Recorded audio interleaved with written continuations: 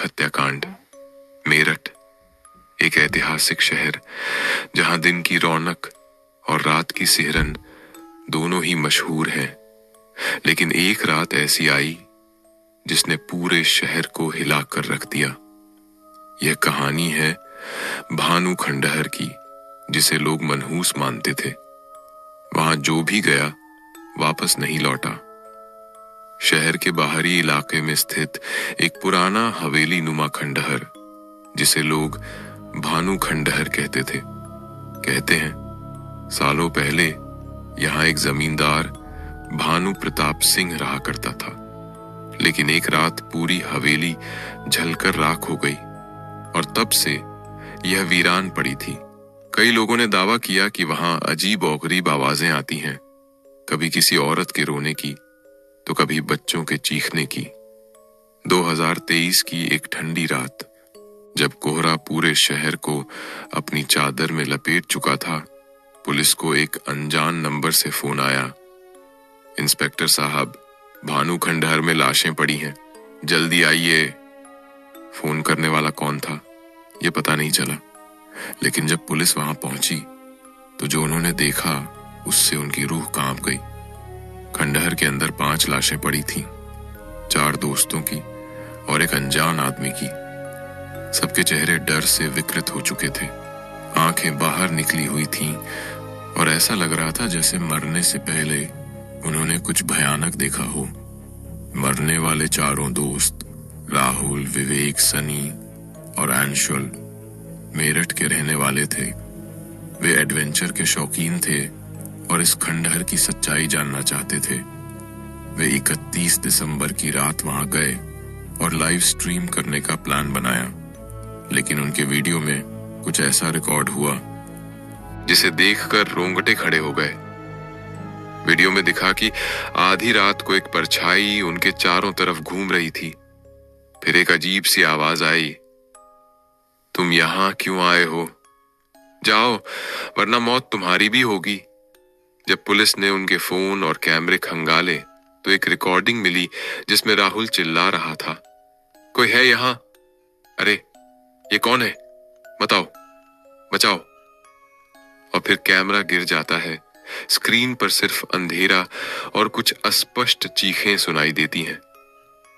Police इस case को तर्कसंगत तरीके से सुलझाना चाहती थी, लेकिन फॉरेंसिक रिपोर्ट में आया कि सभी की मौत हार्ट अटैक से हुई थी।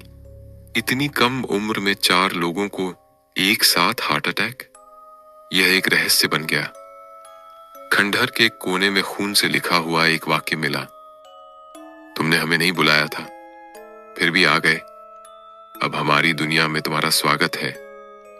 उस रात के बाद कोई भी उस खंडहर की तरफ जाने की हिम्मत नहीं करता, और जो जाता है वह कभी लौटकर नहीं आता।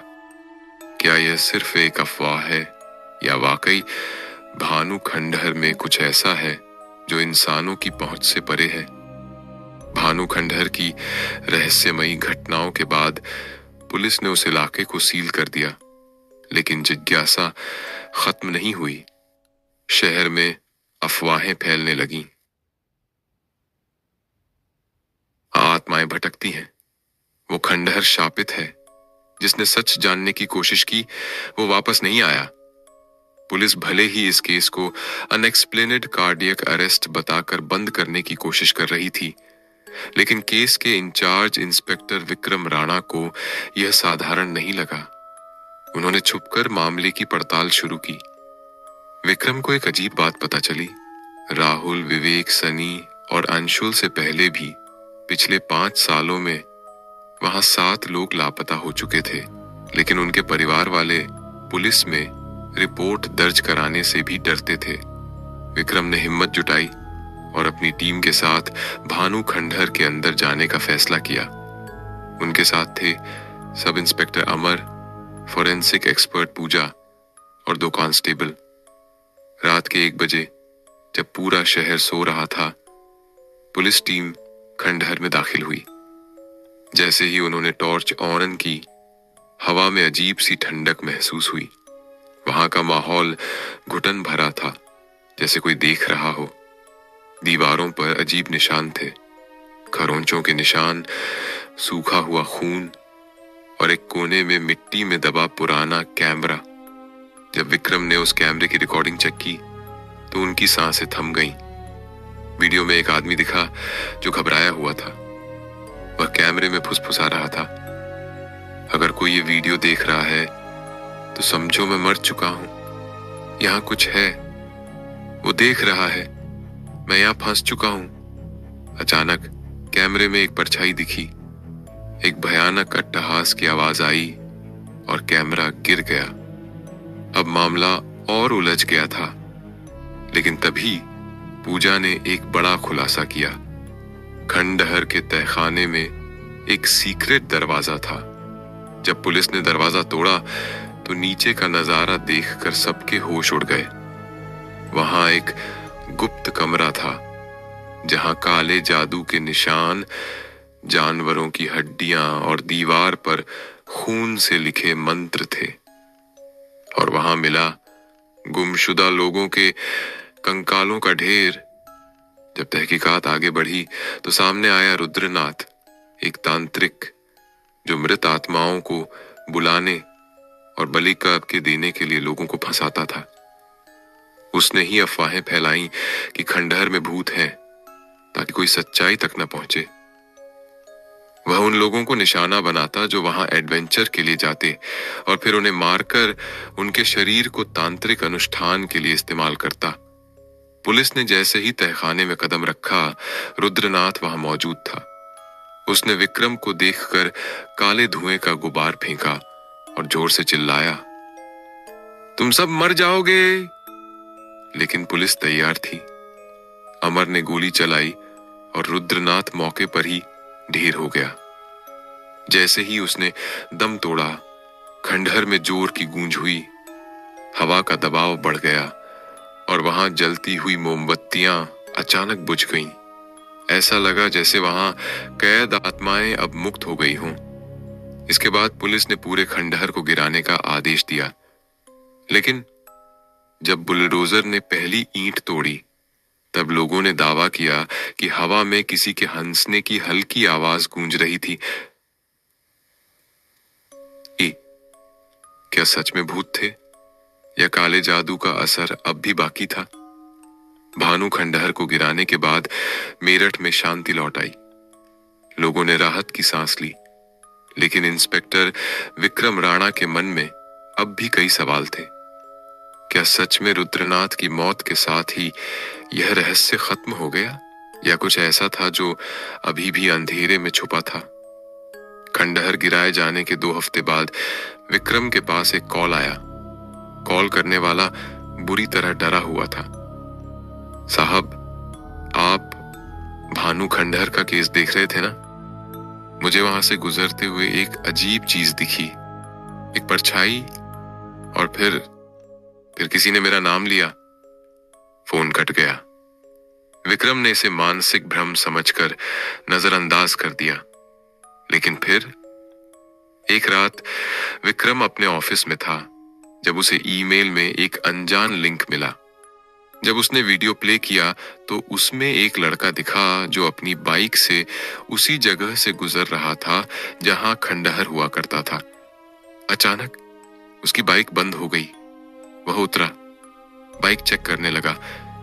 तभी वीडियो में एक धुंधली परछाई उसके पीछे खड़ी थी। लड़का घबराकर पीछे मुड़ा, लेकिन वहां कुछ नहीं था। जैसे ही उसने दोबारा बाइक स्टार्ट करने की कोशिश की, कैमरा हिलने लगा और फिर सिर्फ उसकी चीख सुनाई दी। अगली सुबह पुलिस को उसकी लाश मिली, ठीक उसी जगह जहां पहले खंडहर था। अब विक्रम उलझन में था। उसने सोचा कि शायद रुद्रनाथ के मारे जाने के बाद भी उसकी आत्मा भटक रही है। लेकिन जब फॉरेंसिक रिपोर्ट आई तो मामला और पेचीदा हो गया। लड़के के शरीर पर कोई चोट नहीं थी, लेकिन उसकी आंखें पूरी सफेद हो चुकी थीं और उसका चेहरा डर से विकृत था, ठीक वैसे ही जैसे पहले मरे हुए लोगों का था। विक्रम ने दोबारा उस जगह पर जाने का फैसला किया। इस बार उसके साथ एक स्थानीय साधु बाबा अघोरनाथ थे, जो तंत्र मंत्र में विशेषज्ञ माने जाते थे। जैसे ही वे वहां पहुंचे, बाबा ने जमीन पर हल्दी छिड़की और मंत्र पढ़ने लगे। तभी अचानक हवा में अजीब सी फुसफुसाहट सुनाई देने लगी।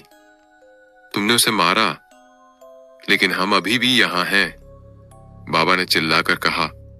यहां सिर्फ रुद्रनाथ नहीं था, कुछ और भी छुपा था।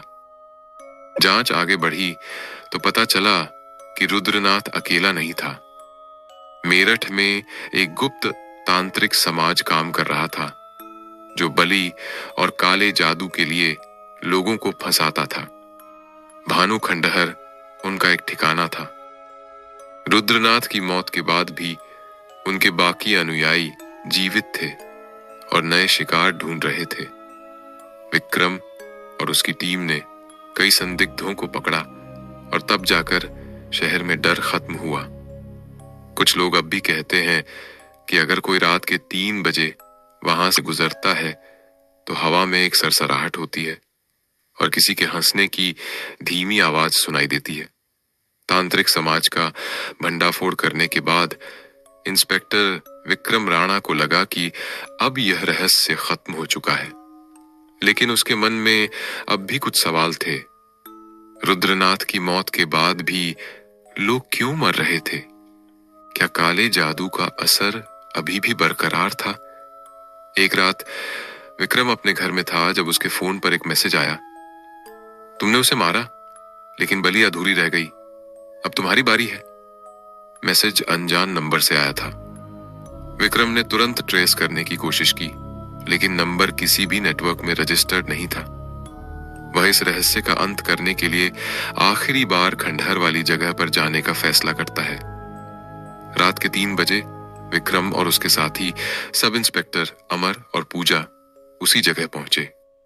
जैसे ही उन्होंने वहां कदम रखा, तेज हवाएं चलने लगीं।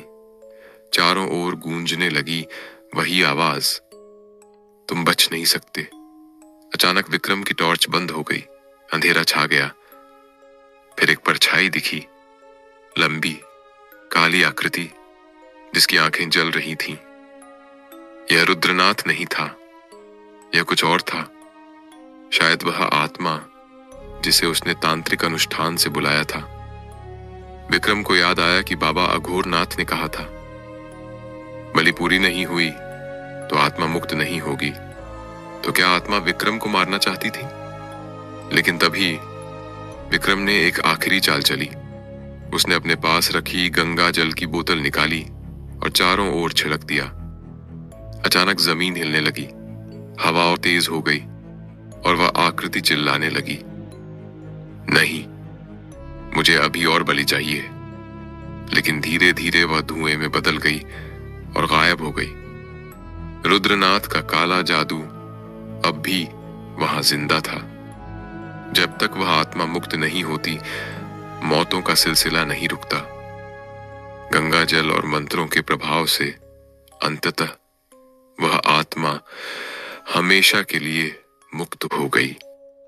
अगले दिन सूरज की पहली किरण के साथ मेरठ का वह श्रापित स्थान हमेशा के लिए शांत हो गया। अब वहां कोई मौत नहीं होती, कोई चीखें नहीं सुनाई देती। लेकिन अगर आप रात के 3 बजे वहां से गुजरें तो आपको लगेगा कि कोई हल्की सी फुसफुसाहट में आपका नाम ले रहा है, विक्रम, विक्रम। शायद कुछ रहस्य कभी पूरी तरह खत्म नहीं होते,